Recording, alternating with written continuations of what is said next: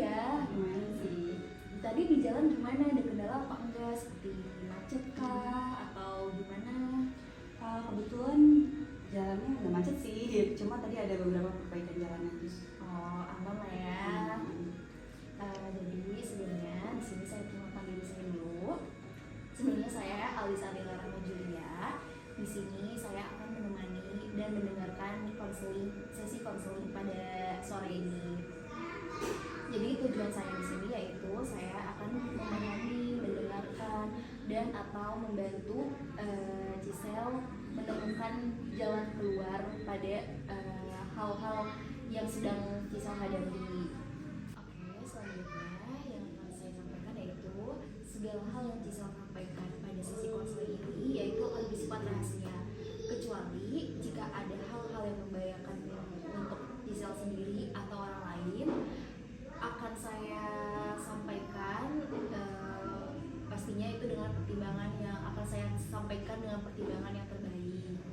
Jadi Giselle tidak perlu khawatir, sampaikan apapun yang Giselle ingin sampaikan dengan bebas, selagi itu Giselle masih merasa nyaman untuk menyampaikan itu. Oke. Apakah Giselle sudah merasa cukup nyaman untuk melakukan counseling pada sore hari ini? Baik, sekarang saya berikan waktu pada Giselle untuk menceritakan apapun hal-hal yang sedang Giselle hadapi.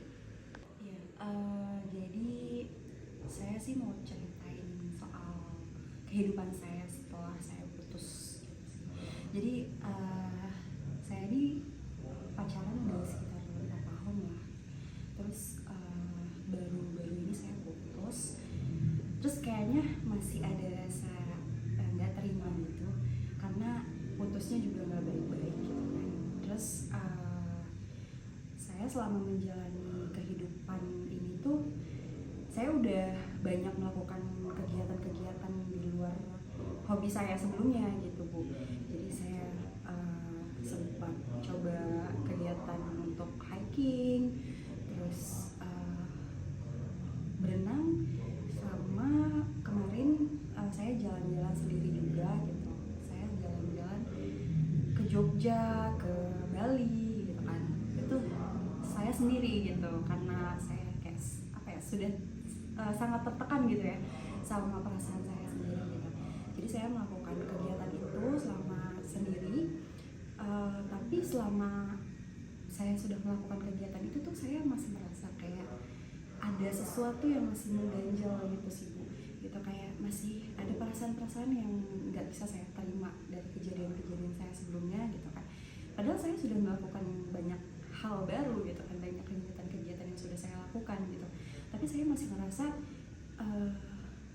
ada perasaan yang tidak bisa saya terima gitu di dalam diri saya gitu, atas kejadian-kejadian yang sudah terjadi, atas kejadian-kejadian yang sudah menyakiti saya gitu. Jadi saya mau nanya sih solusinya ke Ibu, gimana caranya biar saya tuh bisa merasakan istilahnya lebih tenang lah gitu.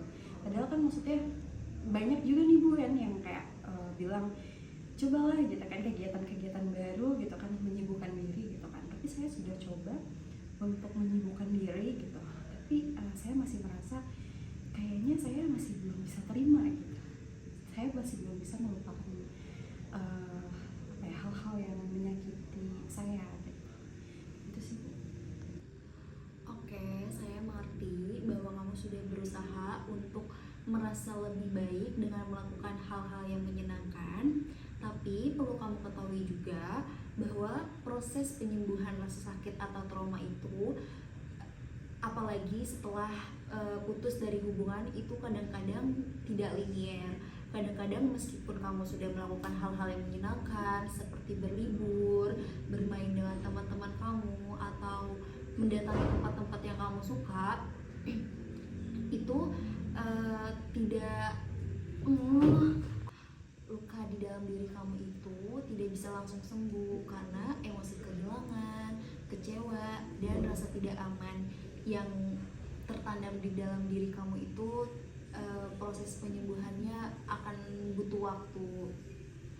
Kadang juga kamu harus perlu benar-benar memahami diri kamu sendiri agar perasaan-perasaan yang masih kamu rasakan sampai saat ini itu bisa terurai. Yang Cisel alami itu sangat-sangat wajar. Di sini kita coba dulu memahami diri Cisel dulu. Menurut kamu apa perasaan yang masih kamu rasakan sampai saat ini? Apakah ada perasaan yang belum kamu sempat sampaikan ke pasangan kamu sebelumnya, atau ada makna yang belum kamu temukan dari hubungan kemarin? Untuk perasaan yang saya rasakan saat ini sih sebenarnya lebih ke perasaan marah sih, Bu. Karena kan saya merasa saya nggak terima gitu, saya diperlakukan seperti itu gitu, kayak gitu sih, Bu. Untuk saat ini sih perasaan-perasaan yang paling saya rasakan gitu ya, itu perasaan marah gitu, dan saya nggak bisa menyampaikan kemarahan itu kepada orang tersebut. Oke, baik. Berarti perasaan yang Cisel rasakan itu lebih dominan ke amarah ya. Dan perlu kita ketahui juga bahwa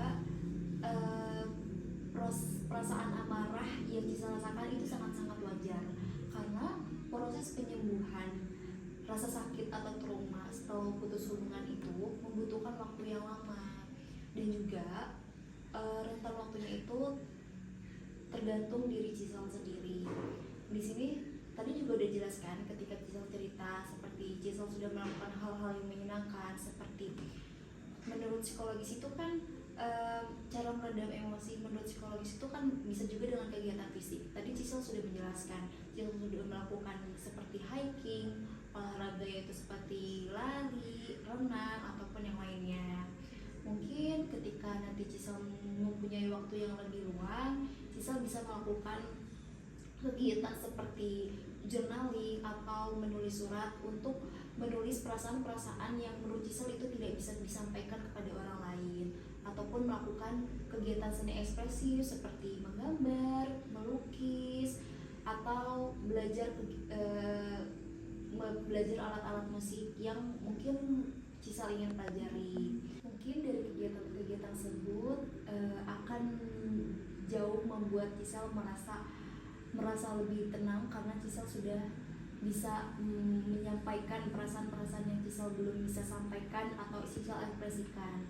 Ataupun menurut saya yang lebih pentingnya itu Cisel harus mengenal diri Cisel sendiri atau memvalidasi perasaan Cisel.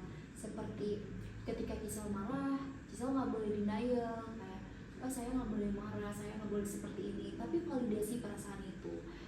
Cisel berpikir kayak, oh saya marah, saya tidak pantas dilakukan seperti ini, saya tidak pantas mendapatkan hal seperti ini. Itu divalidasi, karena menurut saya ketika seperti itu, ketika perasaan Cisel divalidasi,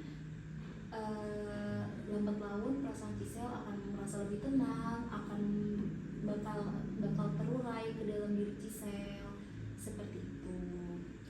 Oke, apakah ada yang ingin Cisel sampaikan lagi kepada saya? Saya rasa cukup sih, Bu. Soalnya mungkin saya akan mencoba untuk melakukan kegiatan-kegiatan yang Ibu sebutkan tadi.